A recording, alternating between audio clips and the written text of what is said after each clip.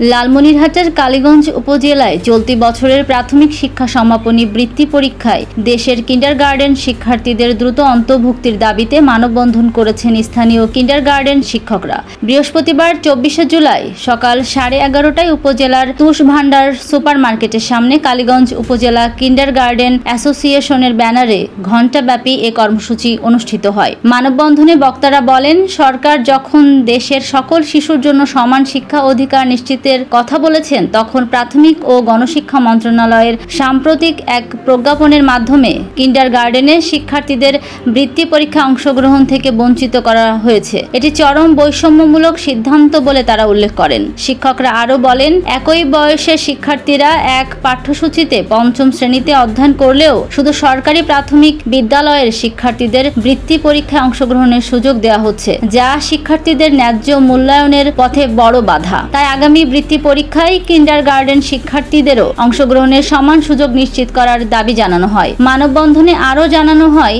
এ দাবি দ্রুত বাস্তবায়ন না হলে ভবিষ্যতে সারা দেশব্যাপী বৃহত্তর আন্দোলনের ডাক দেওয়া হবে। কর্মসূচিতে উপস্থিত থেকে বক্তব্য দেন কালীগঞ্জ উপজেলা কিন্ডারগার্টেন অ্যাসোসিয়েশনের সভাপতি, সাধারণ সম্পাদক, যুগ্ম সাধারণ সম্পাদক সহ উপজেলার বিভিন্ন প্রতিষ্ঠানের কিন্ডারগার্টেনের শিক্ষক ও শিক্ষিকা মণ্ডলী।